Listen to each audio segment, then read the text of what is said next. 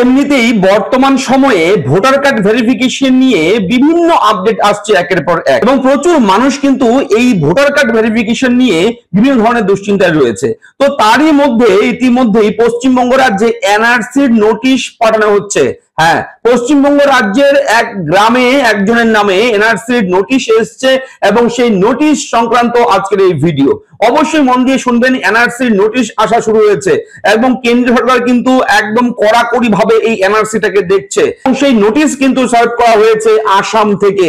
আসাম রাজ্য থেকে পশ্চিমবঙ্গ রাজ্যের দিনহাটাতে একজনের নামে কিন্তু এনআরসি নোটিশ ধরিয়ে দেওয়া হয়েছে এবং সেখানে উল্লেখ রয়েছে আপনাকে প্রমাণ করতে হবে আপনি ভারতীয় নাগরিক, আপনার ডকুমেন্ট দিতে হবে, এই সাল থেকে এই সালের কাগজ দেখাতে হবে, তাছাড়া আপনাকে ডিটেনশন ক্যাম্পে কিন্তু পাঠিয়ে দেওয়া হবে, এরকম একটা বিষয় রয়েছে। এবং বর্তমানে পশ্চিমবঙ্গ রাজ্যের মাননীয় মুখ্যমন্ত্রী মমতা বন্দ্যোপাধ্যায় কিন্তু সোচ্চার হয়েছে এই বিষয়টা নিয়ে। অলরেডি কিন্তু উনি ওনার এক্স হ্যান্ডেলে ওনার প্রোফাইল থেকে একটা কিন্তু টুইট করেছে, একটা পোস্ট করেছে। সেই পোস্ট দেখাবো এবং অবশ্যই কি রয়েছে আপডেট, কেন তাকে এনআরসি নোটিশ ধরিয়ে দেওয়া হলো, এই ভিডিও জানতে পারবেন। আমি থাকবো ভিডিওতে আপনার সঙ্গে শুভঙ্কর।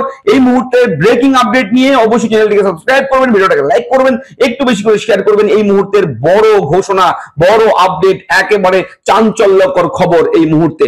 এনআরসি অর্থাৎ যেটার full form national register citizen, এই এনআরসি কিন্তু আসাম রাজ্য থেকে পশ্চিমবঙ্গ রাজ্যে নোটিশ দেওয়া শুরু হয়েছে। ইতিমধ্যে কিন্তু নোটিশ পেয়েছে একজন এবং এই মুহূর্তে যে আপডেট রয়েছে, অপরাধ তিনি বাঙালি, অপরাধ তিনি বাংলায় কথা বলেন। শুধু সেই কারণেই বংশ পরম্পরায় কোচবিহারের দিনহাটার বাসিন্দা উত্তম কুমার ব্রজবাসীর হাতে ধরানো হয়েছে নোটিশ।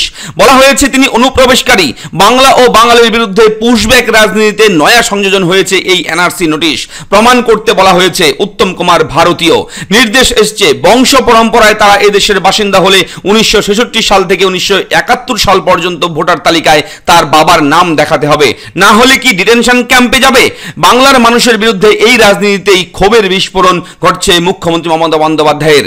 মুখ্যমন্ত্রী মমতা বন্দ্যোপাধ্যায় কিন্তু এই দাবি করেছে এবং তিনি স্পষ্ট বলেছেন এটা বাংলা বিরোধী বিজেপি চক্রান্ত, এ রাজ্যের বাসিন্দাদের এনআরসির জালে জড়ানোর ছক।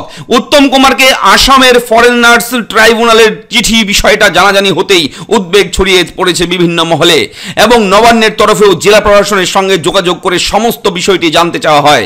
খবর নেওয়ার পর হেমন্ত বিশ্ব শর্মা, যিনি আসামের মুখ্যমন্ত্রী, তিনি নেতৃত্বাধীন আসাম বিজেপি সরকারের তীব্র সমালোচনা করেন মুখ্যমন্ত্রী। মঙ্গলবার সকালে এই ঘটনায় তিনি হতবাক ও অত্যন্ত বিচলিত বলে জানিয়েছেন এক্স হ্যান্ডেলে তার আক্রমণ এটি গণতন্ত্রের উপর পরিকল্পিত আক্রমণ ছাড়া কিছু নয়। এই ঘটনা প্রমাণ করে অসমে ক্ষমতাসীন বিজেপি সরকার পশ্চিমবঙ্গে এনআরসি চাপানোর চেষ্টা করছে, অথচ সেই ক্ষমতা বা অধিকার কোনোটাই তাদের নেই। একই সুরে তোপ দেখেছেন অভিষেক বন্দ্যোপাধ্যায়ও। এক্স হ্যান্ডেলে তিনি লিখেছেন, এভাবে বাংলার মানুষের মনে ভয় ধরাতে চাইছে বিজেপি, টার্গেট করছে যাতে বাংলাতেও ডিটেনশন ক্যাম্প মডেল চালু করা যায়। এর আগে ভোটার তালিকার স্পেশাল ইন্টেনসিভ রিভিশন নিয়ে নির্বাচন কমিশনকেও তুলে ধরা করেছিলেন মমতা বন্দ্যোপাধ্যায়। কমিশনের এই কর্মসূচির আড়ালে আসলে বিজেপি সরকার এনআরসি চালু করতে চাইছে বলেই অভিযোগ করেছিলেন তিনি। আর কিছুদিনের মধ্যেই বাংলার বাসিন্দাকে অসমে এনআরসির নোটিশ, তাও কাকে, যিনি কখনো আসামেই যায়নি। অবশ্যই কিন্তু এই মুহূর্তে একটা চাঞ্চল্যকর বড় খবর পশ্চিমবঙ্গ রাজ্যের। পশ্চিমবঙ্গ রাজ্যে অলরেডি কিন্তু একজনের বাড়িতে একজনের নামে কিন্তু এনআরসি নোটিশ চলে এসছে এবং সেই নোটিশ দিয়েছে কিন্তু অবশ্যই অসম থেকে, সেন্ট্রাল গভর্নমেন্টের পক্ষ থেকে কিন্তু সেই নোটিশ চলে এসছে।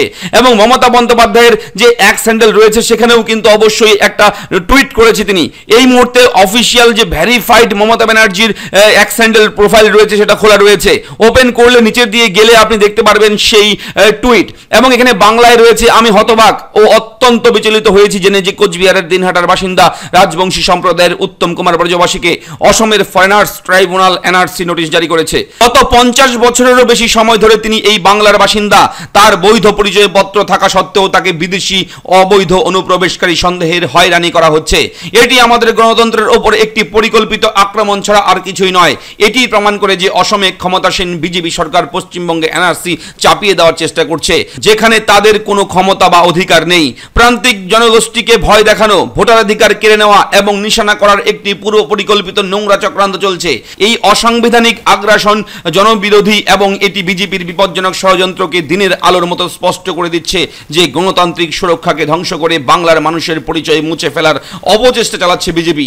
এই উদ্বেগজনক পরিস্থিতিতে সমস্ত বিরোধী দলগুলোর একজোট হওয়া এবং বিজেপির বিভাজনমূলক ও দমন পীড়নের বিরুদ্ধে রুখে দাঁড়ানো অত্যন্ত জরুরি। ভারতবর্ষের সাংবিধানিক কাঠামোকে ধ্বংস করা হলে বাংলা চুপ করে থাকবে না। এই মুহূর্তে এই টুইট কিন্তু করেছে পশ্চিমবঙ্গ রাজ্যের মানবিক মুখ্যমন্ত্রী মমতা বন্দ্যোপাধ্যায়। এবং এনআরসি যদি শুরু হয়ে যায় এবং অলরেডি যেহেতু একজনের নামে এসছে সেহেতু বলার অপেক্ষা রাখে না, হুট করে আরো কয়েকজনের নামে চলে আসতে পারে। অবশ্যই কিন্তু আপনারা নজর রাখবেন আমাদের চ্যানেল, যখনই কোনো আপডেট আসবে সঙ্গে সঙ্গে আমরা আমাদের চ্যানেলে প্রোভাইড করব। আজকে এই মুহূর্তে এই রকম ব্রেকিং একটা আপডেট পাওয়ার সঙ্গে সঙ্গে আপনার সঙ্গে শেয়ার করলাম। অবশ্যই কিন্তু এনআরসির নোটিশ ধরিয়ে দেওয়া হলো দিনহাটার একজনের নামে। অবশ্যই কিন্তু এই মুহূর্তে একটা বড় খবর পশ্চিমবঙ্গ রাজ্যে।